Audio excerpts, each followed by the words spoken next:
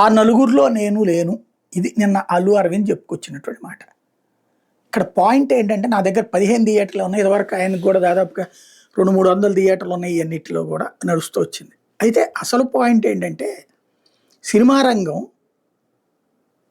మేము అసలు ఎవరితో సంబంధం లేని వాళ్ళం, మా వ్యాపారం మాది అంటది. బట్ ఇక్కడ సమస్య హీరోలేమో రెమ్యునరేషన్లు, షేర్లు అడుగుతున్నారు. అంటే ఎక్స్ట్రా షోస్ చేసినందుకు టిక్కెట్ రేట్ల పెంపుకి హీరో ఇమేజే పెట్టుబడి. హీరో చేత ప్రభుత్వానికి ఫోన్ చేస్తే పని అవుతుంది. అది చేయించి పెట్టేందుకు గాను రెమ్యునరేషను 100 కోట్ల రూపాయలకి వెళ్ళిపోయింది. అదే సందర్భంలో ఇటు 80% దాకా ఈ అదనంగా వచ్చే డబ్బుల్లోనూ వాటాలు అడుగుతున్నారు. 50 ఇచ్చినోళ్ళు గొప్పోళ్ళు. ఈ అగ్ర హీరోలతో ఇదో పెద్ద సమస్య.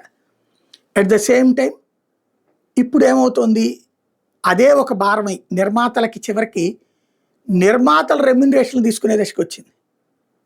నిర్మాతలు రెమ్యునరేషన్ పేరుతో ₹2 మిగిల్చుకోవాల్సి వస్తుంది తప్పించి ఏమీ లేదు. పోతేనేమో నిర్మాత సంకనాకి పోతున్నాడు. అదే సందర్భంలో కొత్త నిర్మాతలు పుడుతూనే ఉన్నారు. కాబట్టి ఈ గేమ్కి ఎక్కడా ముగింపు లేదు. దానికి తోడు థియేటర్లు ఆ నలుగురివే. ఆ థియేటర్లు అంటే లీజుకు తీసుకునేది ఆ నలుగురే. మళ్ళీ సినిమాల్లో వాట అడిగేది ఆ నలుగురే. అదే సందర్భంలో ప్రభుత్వం మా మీద పెత్తనం ఏంటి అనేది ఆ నలుగురే. మళ్ళీ ప్రభుత్వంతో సంబంధాలు ఉండాలి అనేది ఆ నలుగురే. ఓవరాల్గా ఒక దశ లేదు. ఒకప్పటి ఒక బాధ్యతాయుతమైనటువంటి తత్వం లేదు. షేరింగ్ అంటే ఏంటి? నువ్వు సినిమా వ్యయం మొత్తాన్ని లెక్క తీసుకుని వచ్చిన ఆదాయంలో షేరింగ్ అన్నటువంటిది. అప్పుడు నిర్మాత నష్టపోకుండా ఉంటాడు. అదే సందర్భంలో ఇక్కడ డిస్ట్రిబ్యూటర్కి నష్టం వచ్చినా తక్కువ నష్టంతో బయటపడతాడు. కానీ ఆ షేరింగ్ విధానానికి అంగీకరించరు. అలాగని అన్నిటికీనా కాదు. మల్టీప్లెక్స్లకి మాత్రం షేరింగ్ నడుస్తుంది ఇప్పటికి కూడా. ఎలాగా? ఫర్ ఎగ్జాంపుల్ తొలి వారంలో 55% ఏమో సినిమా నిర్మాతకి, 45% ఏమో మల్టీప్లెక్స్ వాళ్ళకి.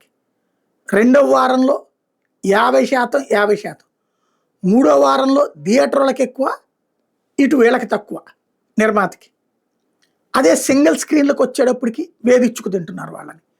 వాళ్ళకు వచ్చేటప్పటికి షేరింగ్ కాదు, నీకు అద్దె ఇస్తామంటారు. వారం అద్దె కావాలా, 15 రోజులు అద్దె కావాలా అని అడిగేటటువంటి కాన్సెప్ట్లో అక్కడ నడుస్తుంది. అంటే ఎవరి స్వార్థం వాళ్ళు చూసుకుంటున్నారు.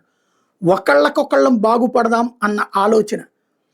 సినిమా అంటే 24 క్రాఫ్ట్స్, అందరూ బాగుపడాలి అన్న ఆలోచన రాకపోతే, ఒకళ్ళని తొక్కేయాలని ఇంకొకళ్ళు అనుకుంటే చివరికి మిగిలేది సర్వనాశనమే.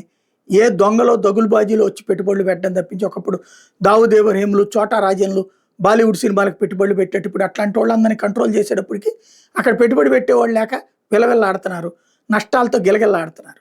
భవిష్యత్తులో తెలుగు సినీ రంగం అట్లా కాకుండా ఉండాలని కోరుకుందాం.